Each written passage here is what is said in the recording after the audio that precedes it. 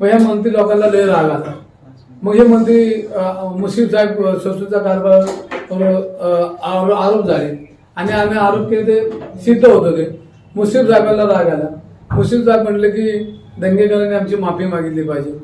तर मी त्यांना एक विनंती केली की ते ज्येष्ठ मंत्री आहेत, मी त्यांची माफी काय त्यांची पाया पडून माफी मागतो किंवा त्यांच्या पायावर लोटांगण घेतो, पण ते कधी घेणार ही पुण्याची पब संस्कृती संपली की त्यांच्या पायावर मी डोकं ठेवणार। पण त्यांना असंच वाटत असेल की माझ्यावर माफी मागत, मी माफी कदाचित मागणार नाही, कारण हा पुणेकरांचा आवाज आहे, हा सर्वसामान्यांचा आवाज आहे।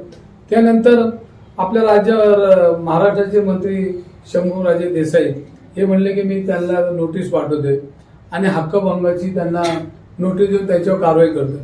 तर ह्या सगळ्या गोष्टीला मी ज्या सरकारमध्ये विरोधी पक्षात निवडून आलो आणि शाहू फुले आंबेडकर विचाराच्या महाराष्ट्रामध्ये काम करताना माझा आदर्श आहे शाहू महाराज आदर्श आहेत, आंबेडकर आदर्श आहेत, महात्मा फुले आदर्श आहेत आणि यांचे विचार घेऊन गेल्यानंतर कुठली मला भीती वाटत नाही आणि कोण मला घाबरायचा प्रयत्न करत असेल तर मला एक आदर्श आहे आणि ह्याच्यामध्ये हा महाराष्ट्र घाबरणार नाही, हा छत्रपतींचा महाराष्ट्र आहे।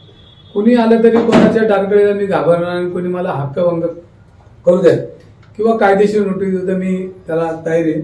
माझा प्रत्येक पुणेकर हा माझ्या बाजूने, ज्या दिवशी मला अशा पद्धतीचं कोणी काही कारवाई करण्याचा प्रयत्न करेल तर आमचं पुणे रस्त्यावर येईल, कारण हा पुणेकरांचा आवाज आहे। पुणेकरांचा गेली 30 वर्षामध्ये माझी सामाजिक जीवनामध्ये सर्वसामान्यांबरोबर नाळ जोडलेली आणि हे सगळं करत असताना या सगळ्या गोष्टीला आज गृहमंत्री असतील, भारतीय जनता पार्टीची सर्व पदाधिकारी असतील, माझ्या वैयक्तिक जीवनात मी मला त्रास द्यायचा प्रयत्न करत, पण मी घाबरणार नाही। शेवटी त्या एक शेतकरी कुटुंबातला आहे आणि मला कुठल्याही परिस्थितीमध्ये तोंड द्यायला माहिती आहे।